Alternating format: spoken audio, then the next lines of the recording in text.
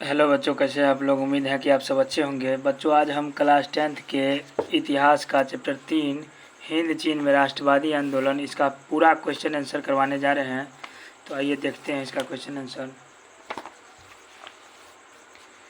इसे बच्चों वस्तुनिष्ठ प्रश्न में पहला दिया गया है कि हिंद चीन में कौन से देश आते हैं। तो बच्चों, हिंद चीन में कंबोडिया, वियतनाम और लाओस आता है। ये आप मान लीजिएगा 100। दूसरा है अंकोर वाट का मंदिर कहाँ स्थित है। तो अंकोर वाट का मंदिर बच्चों कंबोडिया में स्थित है, तो इसका 2 मार लीजिएगा। तीसरा, हिंद चीन पहुंचने वाले प्रथम व्यापारी कौन थे। तो हिंद चीन जो पहुंचा था वो प्रथम व्यापारी पुर्तगाल का था, पुर्तगाली था, तो 100 मार लीजिएगा पुर्तगाली। हिंद चीन में बसने वाले फ्रांसीसी कहे जाते थे। तो बच्चों ये कोलोन कहे जाते थे, कोलोन, कोलोन मार लीजिएगा। पाँचवा है नरोत्तम सिंहानुक कहाँ के शासक थे। तो बच्चों नरोत्तम सिंहानुक थे वो कंबोडिया के शासक थे। जिसका छठा है बच्चों, छठा है the history of the loss of Vietnam किसने लिखा। तो बच्चों ये फान बोई चाओ ने लिखा था।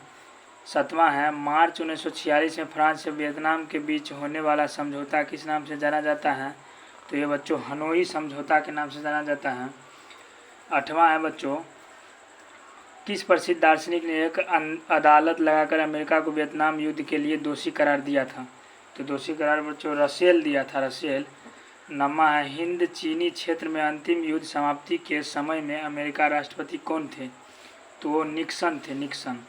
10वां होगा हुआ आंदोलन किस प्रकृति का आंदोलन था। तो ये बच्चों क्रांतिकारी धार्मिक आंदोलन था। ये बच्चों 10वां का हो जाएगा क्रांतिकारी धार्मिक। अब बच्चों हम लोग रिक्त स्थान को देखते हैं। रिक्त स्थान में है बच्चों 12वीं शताब्दी में राजा सूर्य वर्मा द्वितीय ने अंकोर वाट होगा बच्चों, यहाँ पर डायरेक्ट लिख दिए हम सेट में, तो सेट में देख लेते हैं। करा 12वीं शताब्दी में राजा सूर्य वर्मा द्वितीय ने अंकोर वाट, यहाँ पर वहाँ पर फिल इन द ब्लैंक्स है, उसमें अंकोर वाट का मंदिर का निर्माण करवाया था। दूसरा है बच्चों डैश समझौते ने पूरे वियतनाम को 2 हिस्सों में बांट दिया। तो यहाँ जेनेवा हो जाएगा, जेनेवा। तीसरा है होची मिन का दूसरा नाम, होची मिन का दूसरा नाम बच्चों न्यूगन आई क्लोक था, न्यूगन आई क्लोक यहाँ पर लिख लीजिएगा। चौथा है दियन वियन फू के युद्ध में डैश बुरी तरह हार गए। तो यहाँ फ्रांस होगा, फ्रांस बुरी तरह हार गए। पाँचवा है अनामी दल का संस्थापक किसको माना जाता था। तो होची मिन, यहाँ पर होची मिन हो जाएगा, यानी फिल इन द ब्लैंक्स की जगह होची मिन लिख लीजिएगा। अब बच्चों हम लोग अति लघु उत्तरीय प्रश्न में चलते हैं।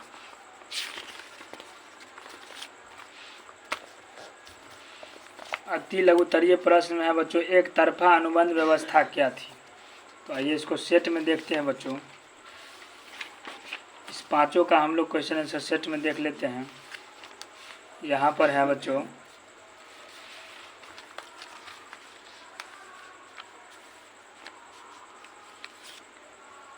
एक तरफा अनुबंध व्यवस्था क्या थी। तो बच्चों एक तरफा अनुबंध व्यवस्था एक तरह की बंधुआ मजदूरी थी। वहाँ मजदूरों को कोई अधिकार नहीं था, जबकि मालिक को असीमित अधिकार प्राप्त था। यानी कि एक तरफा अनुबंध व्यवस्था एक प्रकार का बच्चों व्यवस्था था बंधुआ मजदूरी का। वहाँ मजदूरों को क्या होता था, कोई अधिकार नहीं देता था, जबकि मालिक को बहुत ज़्यादा अधिकार था। यानी मजदूरों को ज़्यादा से ज़्यादा खटा सकता था, कुछ भी करा लेता था, रुपया पैसा भी बहुत कम मात्रा में देता था। उसके बाद दूसरा है बच्चों बाओदाई कौन था। तो बाओदाई अन्नाम का शासक था। बच्चों बाओदाई कौन था। तो बाओदाई अन्नाम का शासक था, यानी कि राजा था वहाँ का। तीसरा है बच्चों हिंद चीन का अर्थ क्या है। हिंद चीन का अर्थ क्या है। तो हिंद चीन देशों से अभिप्राय तत्कालीन समय में लगभग 3 लाख यानी 2.80 लाख वर्ग किलोमीटर में फैले उस प्रायद्वीपीय क्षेत्र से है जिसमें आज के वियतनाम, लाओस और कंबोडिया के क्षेत्र आते हैं। इतना लिख लीजिएगा। यानी कि हिंद चीन देशों से हम लोग का मतलब यह है कि अभी के समय में वो लगभग 3 लाख में यानी 2.80 लाख वर्ग किलोमीटर में जो फैला प्रायद्वीपीय क्षेत्र है उससे है। इसमें हमारा आ जाता है वियतनाम, लाओस और कंबोडिया का क्षेत्र। तो इतना आप लिख लीजिएगा। चौथा है जेनेवा समझौता कब और किनके बीच हुआ। तो बच्चों जेनेवा समझौता 1954 में फ्रांस और वियतनाम के बीच हुआ था। इतना लिख लीजिएगा। पाँचवा है हुआ आंदोलन की चर्चा करें। तो हुआ एक बौद्धिस्ट धार्मिक क्रांतिकारी आंदोलन था जो 1939 में शुरू हुआ था, जिसके नेता हुइन फू सो था, क्रांतिकारी उग्रवादी घटनाओं को भी अंजाम देते थे, जिसमें आत्मदाह तक भी शामिल था। यानी कि हुआ बच्चों आंदोलन एक बौद्धिस्ट धार्मिक क्रांतिकारी आंदोलन था। यानी कि बौद्ध धर्म के अनुयायी लोग थे, उनके द्वारा ये क्रांतिकारी आंदोलन किया गया था, जो कि हमारा 1939 में शुरू हुआ था, जिसका जो मेन लीडर था, नेता था, वो हुएन फूसो था। और क्रांतिकारी एकदम उग्रवादी घटना को भी अंजाम देता था, उसमें जैसे खुद का आत्मदाह भी कर लेता था उस आंदोलन में। इस तरह से बच्चों हमारा 5 जो था, 5 ये क्वेश्चन ख़त्म हो गया अति लघुत्तरीय। अब हम लोग लघुत्तरीय पर चलते हैं। लघुत्तरीय में है बच्चों, लघुत्तरीय में भी 5 वो क्वेश्चन है, इसका भी सेट बना दिए हैं, तो ये सेट में देखते हैं। इसमें बच्चों हिंद चीन में फ्रांसीसी प्रसार का वर्णन करें। तो 1747 ईस्वी में फ्रांस ने व्यापार के उद्देश्य से अन्नाम के साथ राजनीतिक संबंध बनाया। 1787 ईस्वी में फ्रांसीसी सहायता से कोचिन चीन का राजा विद्रोह दबाने में सफल रहा, फलतः दोनों में संधि हो गई। फ्रांस ने सैन्य बल पर 1862 ईस्वी में अन्नाम को संधि के लिए बाध्य किया। 1863 ईस्वी में फ्रांस कंबोडिया को अपने संरक्षण में ले लिया। 1884 में फ्रांस ने अन्नाम को अपना संरक्षित राज्य बना लिया। और 1904 में फ्रांस ने लाओस को अपना संरक्षण में लिया। इस प्रकार 20वीं शताब्दी के प्रारंभ होते ही संपूर्ण हिंद चीन फ्रांस की अधीनता में आ गया। यानी कि बच्चों हिंद चीन जो किस तरह से, यानी कि हिंद चीन में फ्रांसीसी का किस तरह से बढ़ते गया वो बोल रहा है। तो सबसे पहले 1747 में क्या किया था, फ्रांस ने व्यापार के उद्देश्य से अन्नाम के साथ राजनीतिक संबंध बनाया कि व्यापार व्यापार करेंगे। उसके बाद 1787 से क्या हुआ, फ्रांसीसी सहायता से कोचिन चीन का राजा विद्रोह दबाने में सफल रहा। उसके बाद 1787 में क्या किया, फ्रांसीसी की सहायता से वहाँ का जो राजा था कोचिन चीन का, वो वहाँ विद्रोह दबाने में सफल हो गया। उसके बाद 1787 इसमें फ्रांसीसी सहायता से अधीन है। उसके बाद है फलतः दोनों में संधि हो गई। उसके बाद ये जो विद्रोह दबाने में सफल हुआ, उसके बाद दोनों में क्या हुआ, संधि हो गया। अब फ्रांस ने सैन्य बल पर 1862 ईस्वी में अन्नाम को संधि के लिए बाध्य किया। उसके बाद फ्रांस क्या किया कि अपने सैनिकों के बल पर 1862 ईस्वी में क्या किया, अन्नाम को संधि करने के लिए मजबूर कर दिया। फिर 1863 में फ्रांस कंबोडिया को अपने संरक्षण में ले लिया। उसके बाद क्या किया, 1863 में फिर फ्रांस क्या किया, कंबोडिया को भी अपने संरक्षण यानी अधीन में ले लिया। और 1884 में फ्रांस अन्नाम को अपना संरक्षित राज्य बना लिया। फिर 1884 में क्या किया, फ्रांस ने अन्नाम को भी अपना संरक्षित राज्य बना लिया। फिर 1904 में फ्रांस ने लाओस को अपने संरक्षण में ले लिया। इस प्रकार बच्चों 20वीं शताब्दी के प्रारंभ होते ही संपूर्ण हिंद चीन जो था वो फ्रांस की अधीनता में आ गया। इसका दूसरा क्वेश्चन है बच्चों कि रासायनिक हथियारों में एजेंट ऑरेंज का वर्णन करें। तो रासायनिक हथियार में हो जाएगा नापाम, एक तरह का ऑर्गेनिक कंपाउंड है जो अग्नि बमों में गैसोलीन के साथ मिलकर ऐसा मिश्रण तैयार करता था जो त्वचा से चिपक जाता था और जलता रहता था। इसका प्रयोग अमेरिका ने वियतनाम पर किया था। यानी कि रासायनिक हथियार बच्चों एक तरह का क्या था, ऑर्गेनिक कंपाउंड था जो अग्नि बमों में जो गैसोलीन होता है उसके साथ मिल जाता था और ऐसा मिश्रण तैयार करता था जो हम लोगों के चमड़ी यानी कि त्वचा पर चिपक करके और जलते रहता था। इसका प्रयोग सबसे पहले अमेरिका ने वियतनाम पर किया था। उसके बाद एजेंट ऑरेंज है, एजेंट ऑरेंज क्या है, तो यह एक जहर था जिससे पेड़ों की पत्तियां झुलस जाती थी। एजेंट ऑरेंज एक प्रकार क्या था, जहर था जिससे अगर जिस पेड़ पर छींट दिए उसका पत्ती उत्ती सब जल उल जाता था एवं पेड़ मर जाता था और उसके बाद पेड़ मर भी जाता था। जंगल को ख़त्म करने के लिए इसका प्रयोग किया जाता था। यानी कि अगर किसी जंगल को ख़त्म करना है तो इस एजेंट ऑरेंज को आप उस पर छींट दीजिए तो जंगल ख़त्म हो जाएगा। तो इसी जंगल को ख़त्म करने के लिए इसका प्रयोग किया जाता था। इसका नाम ऑरेंज पट्टी वाले ड्रम में रखने के कारण एजेंट ऑरेंज पड़ा। इसका जो नाम है बच्चों, ऑरेंज पट्टी वाले ड्रम में ये रखा जाता था एजेंट ऑरेंज, इसलिए इसका नाम एजेंट ऑरेंज रख दिया गया। अमेरिका ने इसका इस्तेमाल वियतनाम पर किया था। अमेरिका ने क्या किया, इसका इस्तेमाल एजेंट ऑरेंज का वियतनाम पर किया था। तो इतना आप लिख लीजिएगा दूसरा का। अब हम लोग तीसरा पर चलते हैं।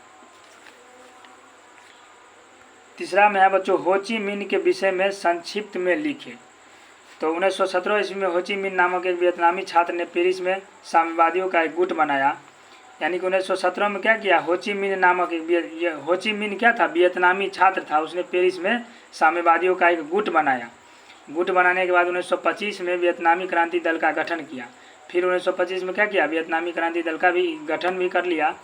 उसके बाद 1930 ईस्वी में हो ची मिन्ह ने कांग संघ अर्थात वियतनाम कम्युनिस्ट पार्टी की स्थापना की, जो पूर्णतः उग्र विचारों पर चलने वाली थी। यानी कि जो गुस्से वाली होती है, यानी किसी भी घटना को उग्र, जैसे हमारा भगत सिंह हो गए थे, चंद्रशेखर आज़ाद, ये सब उग्र विचारधारा वाले लोग थे। तो ये भी इनका जो बना कम्युनिस्ट पार्टी का स्थापना किया, वो एकदम उग्र विचारों पर चलता था। तो ये इतना लिख लीजिएगा आप तीसरा का। उसका चौथा है बच्चों, हो ची मिन्ह मार्ग क्या है बतावे। तो हो ची मिन्ह मार्ग हनोई से चलकर लाओस कंबोडिया के क्षेत्र से गुजरता हुआ दक्षिणी वियतनाम तक जाता था। अमेरिका इसे क्षतिग्रस्त करने का और इस पर कब्जा करने का कई बार प्रयास किया, लेकिन असफल हो गया। यानी हो ची मिन्ह मार्ग मतलब होता है बच्चों रास्ता। तो हो ची मिन्ह मार्ग जो था ना रास्ता, वो हनोई से चल करके लाओस कंबोडिया के क्षेत्र से गुजरता हुआ दक्षिणी वियतनाम तक यह मार्ग जाता था। अमेरिका इसे क्षतिग्रस्त करने का, अमेरिका इस रोड को यानी कि इस मार्ग को क्षतिग्रस्त करने का और इस पर कब्जा करने का कई बार प्रयास किया, लेकिन अमेरिका इसमें असफल रहा। फिर पाँचवा है बच्चों कि अमेरिका हिंद चीन में कैसे घुसा, चर्चा करें। अमेरिका जो था वो हिंद चीन में किस तरह से प्रवेश किया, उसका चर्चा बोल रहे हैं करने के लिए। तो अमेरिका शुरुआत में फ्रांस को सहयोग कर रहा था। अमेरिका जो था शुरू में फ्रांस को सहयोग कर रहा था इसके, लेकिन हिंद चीन में साम्यवादियों के बढ़ते प्रभाव को रोकने के लिए अमेरिका हिंद चीन में हस्तक्षेप किया। लेकिन हिंद चीन में जो था साम्यवादियों का प्रभाव धीरे धीरे बढ़ रहा था, उसी को रोकने के लिए क्या किया, अमेरिका हिंद चीन में अपना हस्तक्षेप किया। उसके बाद नरोत्तम सिंहानुक अमेरिका से राजनीतिक संबंध तोड़कर चीन और रूस से मदद ले रहे थे। नरोत्तम जो सिंहानुक था वो अमेरिका से क्या किया, राजनीतिक संबंध तोड़ लिया और उसके बाद चीन और रूस से सहायता लेने लगा, मदद लेने लगा। अमेरिका नहीं चाहता था कि हिंद चीन में साम्यवादी प्रभाव बढ़े, इसलिए अमेरिका हिंद चीन में घुसा। अमेरिका जो था वो कभी नहीं चाहता था कि हिंद चीन में साम्यवादियों का प्रभाव बढ़े, इसलिए वो क्या किया, अमेरिका हिंद चीन में घुसा था। तो आप इस तरह से इतना लिख लीजिएगा। अब बच्चों इस तरह से हमारा लघु उत्तरीय प्रश्न भी खत्म हो गया। अब हम लोग दीर्घ उत्तरीय प्रश्न पर देखते हैं। दीर्घ उत्तरीय प्रश्न में है बच्चों, दीर्घ उत्तरीय में हमारा 5 प्रश्न इसमें भी है। तो आइए देखते हैं 5 सेट में। इसमें है बच्चों, हिंद चीन उपनिवेश स्थापना का उद्देश्य क्या था। तो हिंद चीन उपनिवेश स्थापना के निम्न उद्देश्य थे। पहला था, फ्रांस द्वारा हिंद चीन को अपना उपनिवेश बनाने का प्रारंभिक उद्देश्य तो डच एवं ब्रिटिश कंपनियों की व्यापक प्रतिस्पर्धा का सामना करना था। भारत में फ्रांसीसी पिछड़ रहे थे, चीन में उनका व्यापारिक प्रतिद्वंदी मुख्य रूप से इंग्लैंड था, अतः सुरक्षात्मक आधार के रूप में उन्हें हिंद चीनी क्षेत्र उचित लगा, जहां खड़े होकर वे दोनों तरफ क्या कर सकते थे, भारत एवं चीन की परिस्थितियों में संभल सकते थे। पहला तो ये था उसकी स्थापना का उद्देश्य उपनिवेश का, कि फ्रांस द्वारा जो था न हिंद चीन को अपना उपनिवेश बनाने का सबसे जो मेन उद्देश्य था वो डच एवं ब्रिटिश कंपनियों की व्यापारिक प्रतिस्पर्धा का सामना करना था। यानी कि वहाँ पर डच और ब्रिटिश कंपनी जो था न उसका जो मार्केटिंग होता है व्यापारी, उसमें उन लोगों का प्रतिस्पर्धा चल रहा था, तो उसका सामना करना था। और भारत में फ्रांसीसी पिछड़ रहे थे, भारत में धीरे धीरे फ्रांसीसियों का वर्चस्व कम हो रहा था, यानी कि पिछड़ रहा था। चीन में उनका व्यापारिक प्रतिद्वंदी मुख्य रूप से इंग्लैंड था, और चीन में उसका जो मुख्य प्रतिद्वंदी था वो मुख्य रूप से इंग्लैंड ही था। अतः सुरक्षात्मक आधार के रूप में उन्हें हिंद चीन क्षेत्र उचित लगा, जहाँ खड़े होकर दोनों तरफ भारत एवं चीन की परिस्थितियों में समझ सकते थे। इसलिए उन लोग को सुरक्षा की दृष्टि से उन्हें हिंद चीन क्षेत्र सबसे अच्छा लगा, जहाँ खड़े होकर क्या कर सकते थे, वे भारत और चीन वहाँ की स्थितियों को देख सकते थे, वहाँ से संभल सकते थे। तो उसका दूसरा है, औद्योगिकरण के लिए कच्चे माल की आपूर्ति उपनिवेशों से होती थी एवं उत्पादित वस्तुओं के लिए बाजार भी उपलब्ध होता था। औद्योगिकरण बच्चों जैसे हो गया फैक्टराइजेशन, ये सब के लिए कच्चा माल जो जितना भी आता था न वो उपनिवेश से ही आता था। उपनिवेश करने का मतलब अगर कोई बड़ा देश हो गया, वो छोटे देश या राज्य को क्या करता था, गुलाम बनाकर उसका आर्थिक रूप से सामाजिक रूप से शोषण करता था, तो छोटा जो देश था न वो बड़े देश का उपनिवेश हो जाता था। तो वही है, जो वहाँ का जो कच्चा माल होता था फैक्ट्री के लिए, वो सब वहाँ उपनिवेश से ही पूर्ति होता था एवं उत्पादित वस्तुओं के लिए बाजार भी उपलब्ध, और उसके बाद जो भी फैक्ट्री में माल बनता था उसके लिए मार्केट भी हमारा उपलब्ध था वहाँ पर। और तीसरा है बच्चों, पिछड़े राज्यों को सब बनाने का विकसित यूरोपीय राज्यों का सुघोषित दायित्व था। और पिछड़ा जितना भी समाज था उसको सब बनाने का विकसित यूरोपीय राज्यों का अपना एक दायित्व था। तो इस तरह से आप दीर्घ उत्तरीय का इतना लिख लीजिएगा 3 गो, इसकी स्थापना का मेन उद्देश्य क्या क्या था, 3 गो था। उसके बाद दूसरा है बच्चों दीर्घ उत्तरीय का दूसरा क्वेश्चन, कि माइली गांव की घटना क्या थी, इसका क्या प्रभाव पड़ा। तो माइली गांव दक्षिणी वियतनाम का एक गांव था। माइली जो गांव था यह दक्षिणी वियतनाम में एक गांव का नाम था, जहां के लोगों को वियतकांग समर्थक मान अमेरिकी सेना ने पूरे गांव को घेर कर पुरुषों को मार डाला, औरतों बच्चियों को बंधक बनाकर कई दिनों तक सामूहिक बलात्कार किया, फिर उन्हें भी मारकर पूरे गांव में आग लगा दी। लाशों के बीच दबा एक बूढ़ा जिंदा बच गया, जिसने इस घटना को उजागर किया। इस घटना के कारण अमेरिका सेना की आलोचना पूरे विश्व में होने लगी। इस घटना के अमेरिकी राष्ट्रपति निक्सन ने 5 सूत्री योजना की घोषणा की। यानी कि माइली मतलब जो गांव था, दक्षिणी वियतनाम का एक गांव तो था ही, वहाँ क्या हुआ था कि वहाँ के लोगों को वियतकांग समर्थक मान अमेरिका यानी कि अमेरिकी जो सैनिक था उसने पूरे गांव को यानी कि माइली गांव को पूरे घेर लिया, और घेरने के बाद पुरुषों को मार डाला। उसके बाद औरतों बच्चियों जितना भी था उसको बंधक बना करके कई दिनों तक क्या किया, सामूहिक बलात्कार किया, फिर उन्हें भी मार करके पूरे गांव में आग लगा दिया था। लेकिन उसमें से उस लाश के बीच में से एक बूढ़ा क्या हुआ, जिंदा बच गया, जिसने इस सब बात को सबके सामने उजागर किया। इस घटना के उजागर होते ही अमेरिका सेना की आलोचना पूरे दुनिया में होने लगी। इस घटना के अमेरिकी राष्ट्रपति निक्सन ने 5 सूत्री योजना की घोषणा की। इस तरह से आप दूसरा का यहाँ तक लिख लीजिएगा। अब बच्चों हम लोग तीसरा पर चलते हैं।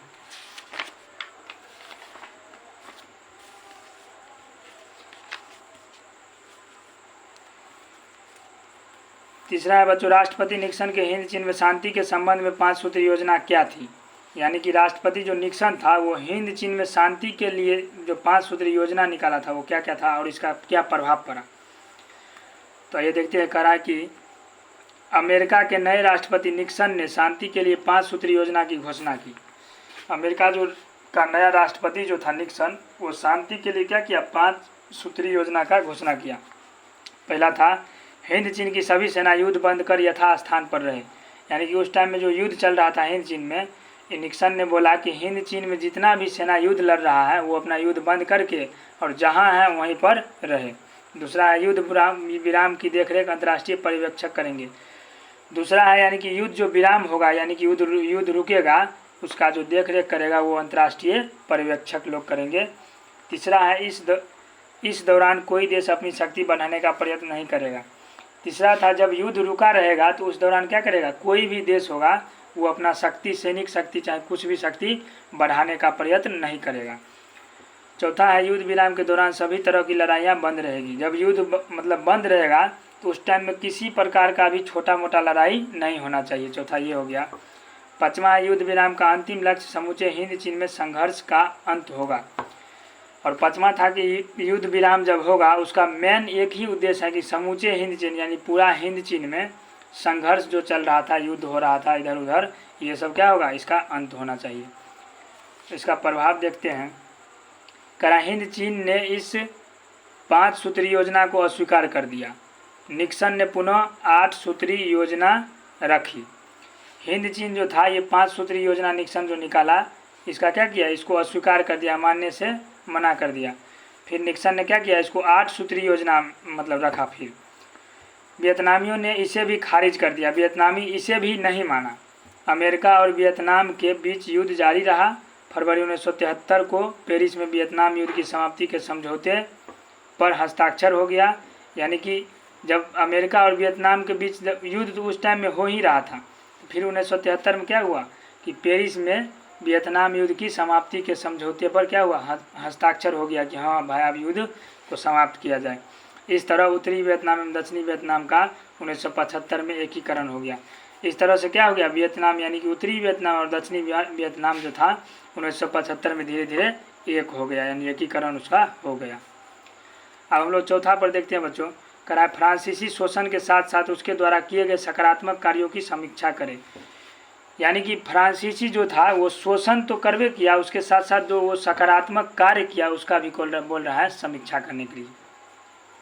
करा हिंद चीन में फ्रांस द्वारा किए गए सकारात्मक कार्य निम्नलिखित हैं। पहला है, फ्रांसीसियों ने शोषण के साथ कृषि उत्पादकता बढ़ाने के लिए नहरों एवं जल निकासी का समुचित प्रबंध किया और दलदल भूमि, जंगलों आदि में कृषि क्षेत्र को बढ़ाया, जिसके कारण वियतनाम विश्व का तीसरा सबसे बड़ा चावल निर्यातक देश बन गया। यानी कि पहला है बच्चों की फ्रांसीसियों ने शोषण तो किया ही, उसके साथ साथ क्या किया, कृषि उत्पादकता यानी कि खेती बाड़ी में अधिक से अधिक उत्पादन हो उसके लिए उन लोगों ने क्या किया, नहरों एवं जल निकासी, नहर का निर्माण करवाया और जल को बहने का जो है समुचित व्यवस्था करवाया, और दलदल भूमि जो था, जंगल था, इस सब को धीरे धीरे साफ सुथरा करके क्या किया, कृषि क्षेत्र बना दिया। मतलब कृषि उस पर हो सके, जंगल में इस तरह से कृषि योग्य भूमि को बना दिया, जिसके कारण क्या हो गया कि जितना भी था दलदल भूमि, जंगल था, वो सब पर धीरे धीरे उपजा होने लगा।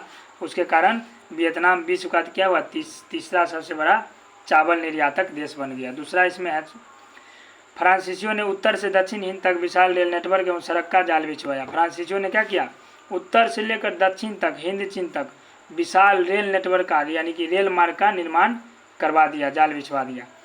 तीसरा है, फ्रांसीसियों ने हिंद चीन के लोगों को फ्रांसीसी भाषा में शिक्षा दी जाने लगी।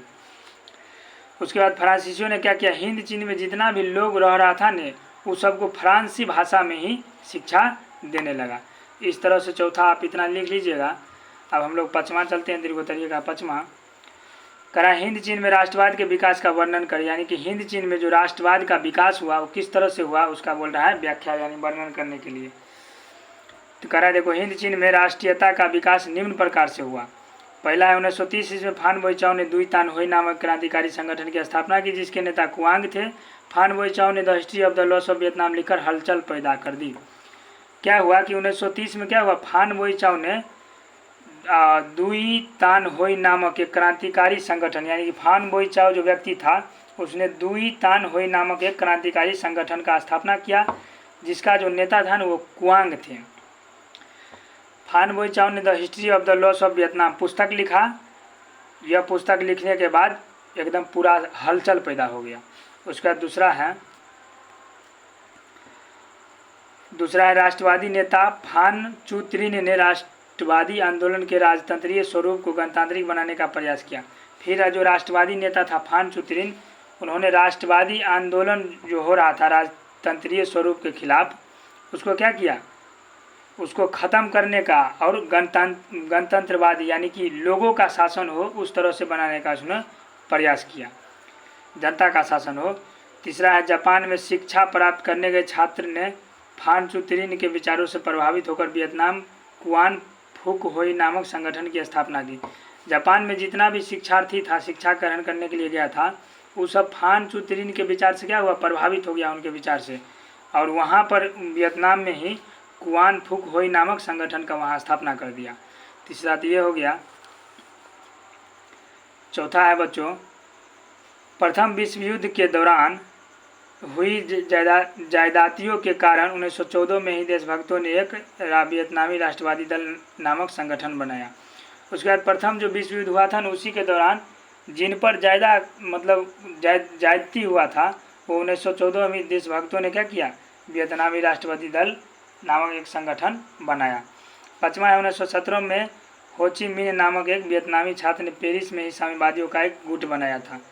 यानी कि 1917 में क्या किया, हो ची मिन्ह नामक एक वियतनामी छात्र था, हो ची मिन्ह एक व्यक्ति था जो छात्र था वियतनामी, उसने पेरिस में साम्यवादियों का एक गुट बनाया। छठा है, 1925 ईस्वी में हो ची मिन्ह ने साम्यवाद से प्रेरित होकर वियतनामी क्रांतिकारी दल बनाया। छठा है कि 1925 में क्या किया, हो ची मिन्ह ने साम्यवाद से प्रेरित होकर के और वियतनामी क्रांतिकारी दल का निर्माण किया।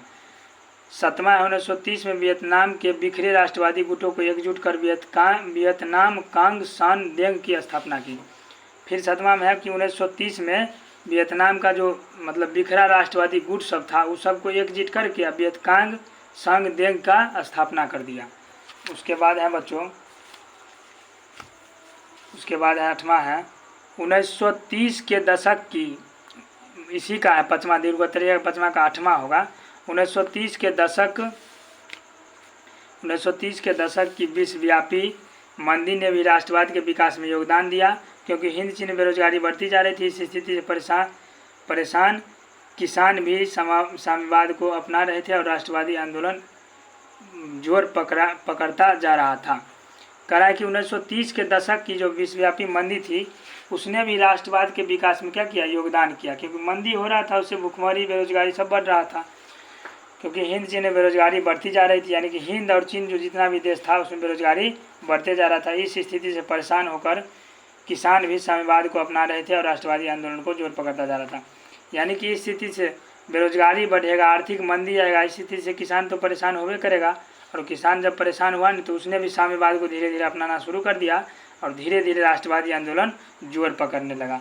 इस तरह से बच्चों हम लोग का तीसरा चैप्टर नंबर 3 पूरा ख़त्म हो गया। अब अगले वीडियो में हम लोग बच्चों चैप्टर नंबर 4 यानी भारत में राष्ट्रवाद का पूरा देखेंगे। तब तक के लिए बच्चों धन्यवाद।